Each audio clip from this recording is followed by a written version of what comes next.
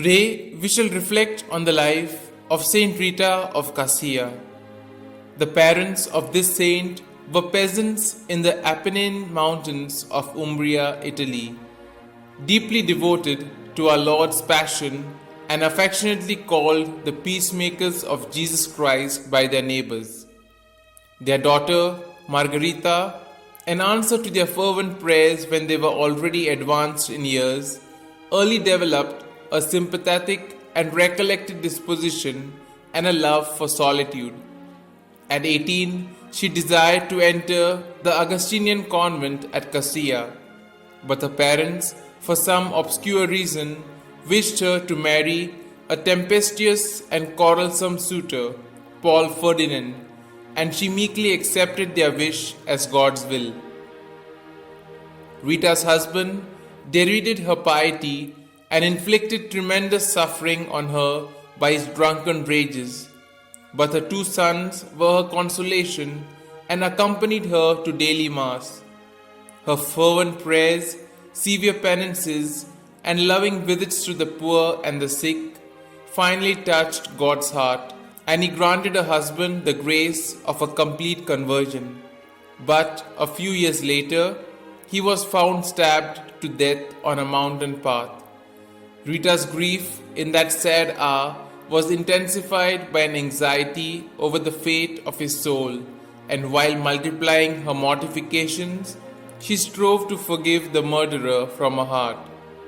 Not so, however, her two sons, who, on growing to boyhood, caused her grave concern by their wayward lives and their avowal to avenge their father's death in accordance with the temper of the times. No reasoning, no appeals on her part were of avail, and so she besought God to take them to Himself rather than to permit them to commit such a crime. Within the year, both sons were dead. Now aged 30, Rita's original desire to enter the convent reasserted itself, but to her dismay, she was twice refused on account of the fact that the order's rules permitted the entry only of virgins.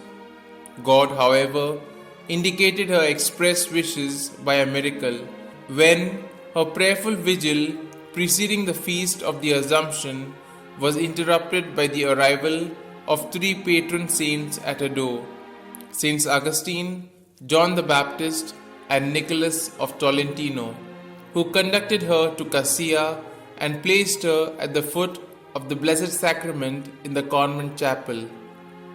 And there the nuns found her at the hour of matins. The untouched locks on the convent doors convinced them of the truthfulness of a simple explanation, and she was accepted.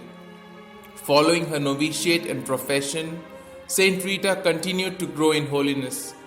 She had spent 25 years there in holy tranquility of soul, when in 1442, deeply moved by the Lenten preaching of St. James of the Marshes, she sensed a great desire to share in Christ's agony as depicted in a fresco on the convent wall.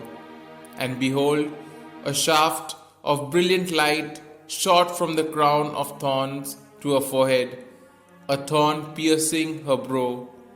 The wound that formed refused to heal and became putrid, compelling her to spend 8 long years in the isolation of a cell, an ordeal she bore with exemplary patience and cheerfulness.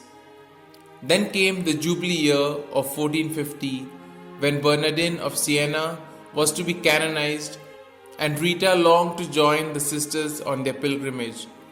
God showed His approval by causing the immediate healing of the offensive wound, and the 69-year-old nun set out on foot for the Eternal City, 90 miles away.